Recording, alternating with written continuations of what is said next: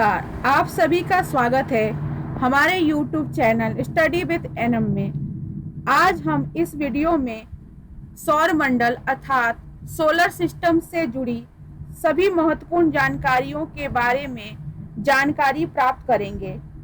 आपने देखा होगा कि इस टॉपिक से सभी प्रतियोगी परीक्षाओं में प्रश्न बार बार पूछे जाते हैं, तो हमारी कोशिश है कि इस वीडियो के माध्यम से आपको उन सभी तथ्यों से परिचित कराए जो आपके प्रतियोगी परीक्षाओं में पूछी जाती है। तो आइए शुरू करते हैं आज का वीडियो बिना किसी देरी के। ब्रह्मांड संबंधी अनुसंधानों से पता चलता है कि लगभग 100 अरब से अधिक ब्रह्मांड में आकाशगंगा है। इन्हीं आकाशगंगाओं में से एक आकाशगंगा है मंदाकिनी, और हमारा सौर मंडल इसी आकाशगंगा मंदाकिनी का भाग है। हमारे सौर मंडल का आकार तस्तरी के जैसा है। सौर मंडल के सभी खगोलीय पिंड गुरुत्वाकर्षण के कारण एक दूसरे से बंधे हैं। सर्वप्रथम कोपरनिकस ने यह खोज किया कि सभी ग्रह सूर्य की परिक्रमा करते हैं।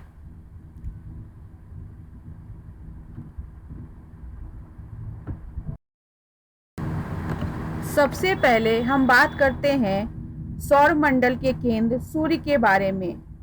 सूर्य एक तारा है जो सौर मंडल को ऊर्जा तथा प्रकाश प्रदान करता है। इसकी ऊर्जा का स्रोत है इसके केंद्र में हाइड्रोजन परमाणुओं का नाभिकीय संलयन, जो हीलियम में बदलता है। सूर्य का प्रकाश मंडल सूर्य का वह भाग है जो हमें आंखों से दिखाई देता है, तथा कोरोना सूर्य का वह भाग है जो केवल सूर्य ग्रहण के समय दिखाई देता है। यह सूर्य के बाहर का भाग होता है। सूर्य के रासायनिक संरचना में हाइड्रोजन 71%, हीलियम 26.5% तथा अन्य तत्व 2.5% हैं। सूर्य की पृथ्वी से अधिकतम दूरी 15.21 करोड़ किलोमीटर है, जबकि न्यूनतम दूरी 14.70 करोड़ किलोमीटर है।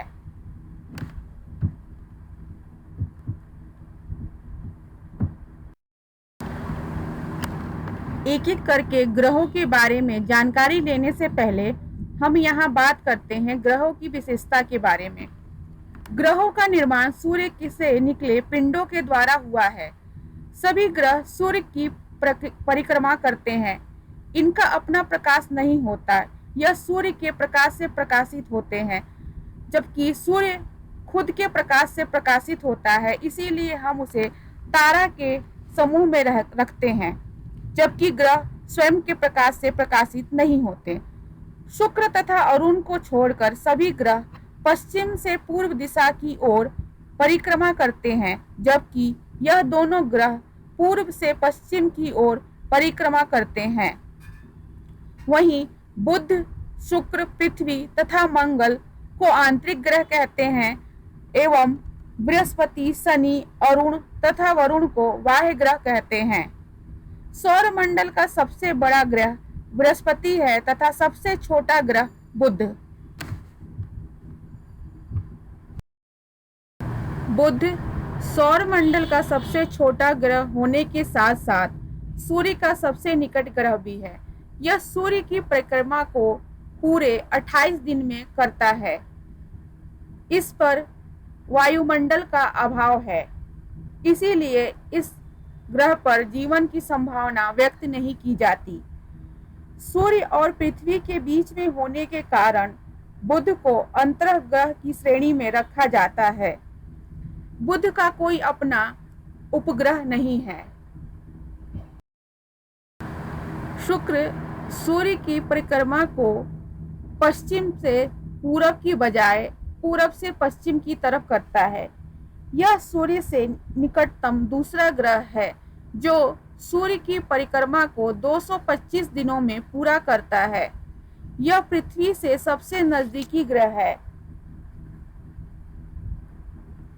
सूर्य तथा चंद्रमा के बाद सबसे चमकीला ग्रह शुक्र को माना जाता है। शुक्र ग्रह को सांझ का तारा, भोर का तारा या पृथ्वी की बहन भी कहा जाता है। शुक्र के वायुमंडल में लगभग 95% तक कार्बन डाइऑक्साइड की मात्रा है। यह सुबह पूरब दिशा में दृष्टिगोचर होता है। पृथ्वी शुक्र और मंगल ग्रह के बीच में स्थित है। यह सौर मंडल का 5वां सबसे बड़ा ग्रह है। पृथ्वी अपने अक्ष पर 23.5 डिग्री तक झुकी हुई है। सौर मंडल का एकमात्र ऐसा ग्रह जहां जीवन संभव है। जल की अधिकता के कारण ही पृथ्वी को नीला ग्रह भी कहते हैं। पृथ्वी का एकमात्र प्राकृतिक उपग्रह चंद्रमा है, जो रात के समय हमें आकाश में दिखाई देता है। पृथ्वी सूर्य की परिक्रमा को 365 दिनों में पूरा करती है तथा अपने अक्ष पर यह 24 घंटे में एक बार चक्कर लगाती है।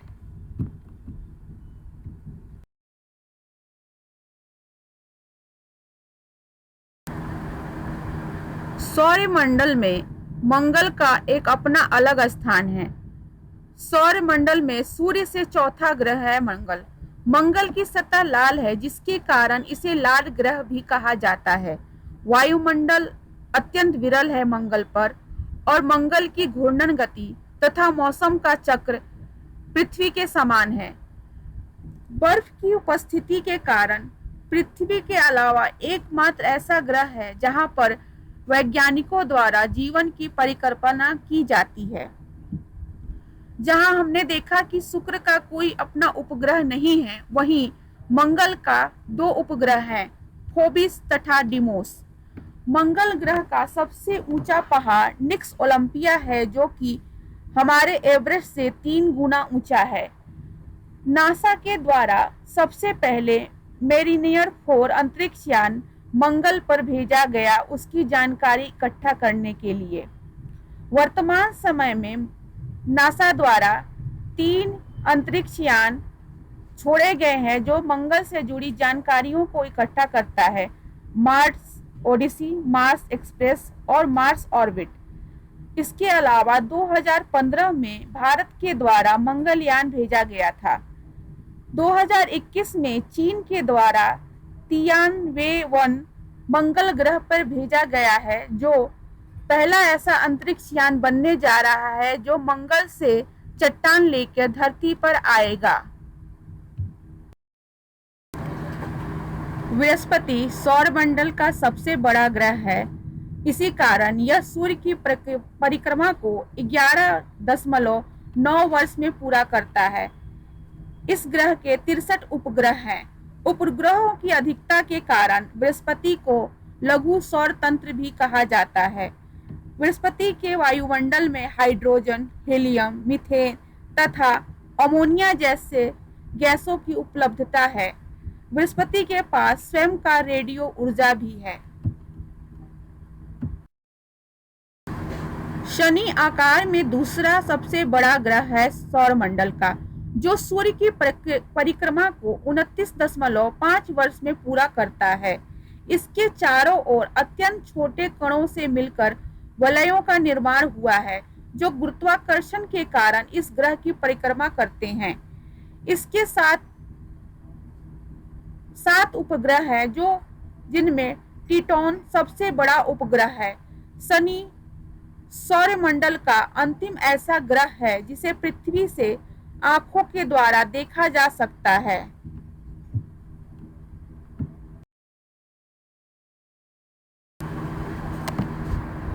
अरुण आकार में तीसरा सबसे बड़ा ग्रह है सौरमंडल का।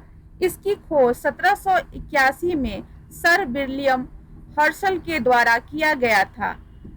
इसे लेटा हुआ ग्रह भी कहते हैं।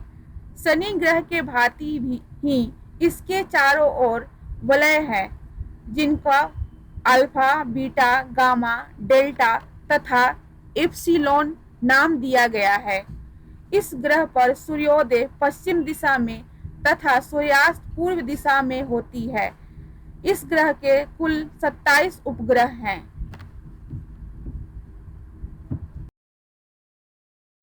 सौर मंडल का अंतिम ग्रह है वरुण या नेपच्यून। इसकी खोज जर्मन वैज्ञानिक जोहान गाले के द्वारा किया गया था। यह सूर्य की परिक्रमा को 65 वर्षों में पूरा करता है। इसका वायुमंडल अत्यंत घना है, जिसमें हाइड्रोजन, हीलियम, मीथेन तथा अमोनिया पाए जाते हैं। इस ग्रह के कुल 13 उपग्रह हैं और यह देखने में हल्का पीले रंग का दिखाई देता है।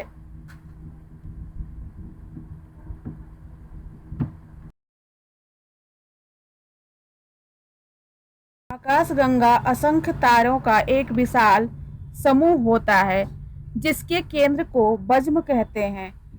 इसके 3 घूर्णनशील भुजाएं होती है। ये तीनों भुजाएं अनेक तारों से निर्मित होती है। प्रत्येक आकाशगंगा में एक अनुमान के अनुसार 100 अरब से अधिक तारे होते हैं। आपके सामने जो ये चित्र दिखाई दे रहा है वो हमारी आकाशगंगा मंदाकिनी का है। इससे आप अनुमान लगा सकते हैं कि आकाशगंगाएं कितनी बड़ी होती है। और आप नीचे की तरफ ध्यान से देखेंगे तो इसमें सूरज की स्थिति को दर्शाया गया है। तो आप इसी से अनुमान लगा सकते हैं कि हमारी आकाशगंगा कितनी बड़ी और विशाल है।